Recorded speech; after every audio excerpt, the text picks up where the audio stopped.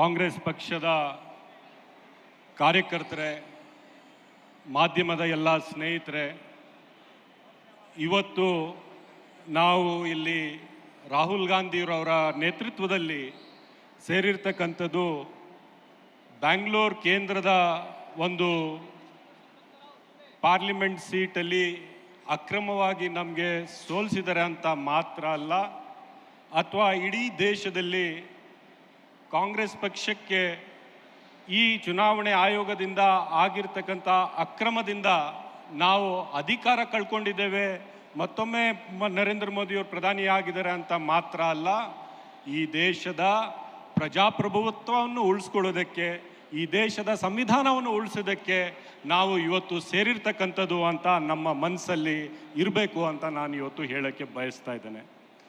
ಆತ್ಮೀಯ ಬಂಧುಗಳೇ, ಇವತ್ತು ಇಡೀ ದೇಶದಲ್ಲಿ ಮುಂಚೂಣಿಯಲ್ಲಿ ಕಾಂಗ್ರೆಸ್ ಪಕ್ಷ ಚುನಾವಣೆದ ಅಕ್ರಮದ ಬಗ್ಗೆ ಯಾಕೆ ಹೋರಾಟ ಮಾಡ್ತಾ ಇದೆ?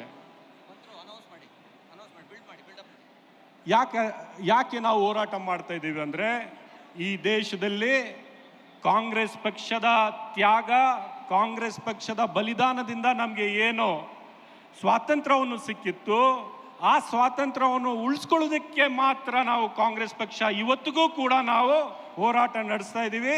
ಈ ಹೋರಾಟದ ನಾಯಕತ್ವವನ್ನು ನಮ್ಮ ನಾಯಕರಾದಂಥ ಸನ್ಮಾನ್ಯ ರಾಹುಲ್ ಗಾಂಧಿಯವರು ವಹಿಸ್ಕೊಂಡಿದ್ದಾರೆ. ಅವರ ನಾಯಕತ್ವದಲ್ಲಿ ಮತ್ತೊಮ್ಮೆ ಈ ದೇಶದಲ್ಲಿ ಪ್ರಜಾಪ್ರಭುತ್ವವನ್ನು ಉಳಿಸ್ಬೇಕು ಅಂತ ನಾವು ಎಲ್ಲ ಇವತ್ತು ಬೆಂಗಳೂರಿಂದ ಸೇರಿ ಬಿಹಾರ್ವರೆಗೂ ಇವತ್ತು ಅವರ ನೇತೃತ್ವದಲ್ಲಿ ನಾವು ಹೋರಾಟ ಮಾಡೋದಕ್ಕೆ ನಾವು ಸೇರಿದ್ದೀವಿ. ಈಗಾಗಲೇ ಬಂಧುಗಳೇ, ರಾಹುಲ್ ಗಾಂಧಿಯವರು ನಮ್ಮ ಈ ಆವರಣದಲ್ಲಿ ಈಗಾಗಲೇ ಬಂದಿದ್ದಾರೆ.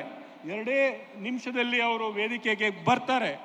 ನಾನು ನಿಮಗೆ ಹೇಳೋದು ಇಷ್ಟೇ, ನಮ್ಮ ನಾಯಕರಾದಂಥ ರಾಹುಲ್ ಗಾಂಧಿಯವರ ಕಳಕಳಿ, ಅವ್ರಿಗೆ ಅಧಿಕಾರ ಬೇಕು ಅಥವಾ ಗಾಂಧಿ ಕುಟುಂಬದ ಅಧಿಕಾರ ಬೇಕು ಅಂದರೆ 30 ವರ್ಷದ ಹಿಂದೆನೇ ಮತ್ತೊಮ್ಮೆ ಅವರ ಕುಟುಂಬದ ಒಬ್ಬ ಸದಸ್ಯರು ಪ್ರಧಾನಮಂತ್ರಿ ಆಗಿರ್ಬೋದು. ಆದರೆ ಆ ಕುಟುಂಬ, ವಿಶೇಷವಾಗಿ ನಮ್ಮ ನಾಯಕರಾದಂಥ ರಾಹುಲ್ ಗಾಂಧಿಯವರು ಇವತ್ತು ಇಡೀ ದೇಶದಲ್ಲಿ ಸಂಚರಿಸಿ ಈ ದೇಶದ ಪ್ರಜಾಪ್ರಭುತ್ವ ಉಳಿಸಬೇಕು. ರಾಹುಲ್ ಗಾಂಧಿಯವರ ಹೋರಾಟ ಈ ದೇಶದ ಸಂವಿಧಾನವನ್ನು ಉಳಿಸಬೇಕು. ರಾಹುಲ್ ಗಾಂಧಿಯವರ ಹೋರಾಟ ಈ ದೇಶವನ್ನು ಉಳಿಸಬೇಕು. ಯಾವ ದೇಶ BJP ಮತ್ತು ನರೇಂದ್ರ ಮೋದಿ ಒಂದು ಕೋಮುವಾದಿ ಒಂದು ವಿಷಯದ ಬೀಜವನ್ನು ಬಿತ್ತನೆ ಮಾಡಿ ಇಡೀ ದೇಶವನ್ನು ವಿಭಾಗ ಮಾಡ್ತಾ ಇದ್ದಾರೆ, ಅದರ ವಿರುದ್ಧವಾಗಿ ನಮ್ಮ ನಾಯಕರಾದಂಥ ರಾಹುಲ್ ಗಾಂಧಿಯವರು ಇವತ್ತು ಬೆಂಗಳೂರಿಗೆ ಬಂದು ಈ ವೇದಿಕೆ ಮೂಲಕ ಬೆಂಗಳೂರಿನ ಜನರ ಮುಂದೆ ನಿಂತು ಆ ಹೋರಾಟ ಇಡೀ ದೇಶದ ಪ್ರಜಾಪ್ರಭುತ್ವವನ್ನು ಉಳಿಸ್ಕೋದಕ್ಕೆ ಇವತ್ತು ನಮ್ಮ ನಾಯಕರಾದಂಥ ರಾಹುಲ್ ಗಾಂಧಿಯವರು ಬೆಂಗಳೂರಿಗೆ ಬಂದಿದ್ದಾರೆ.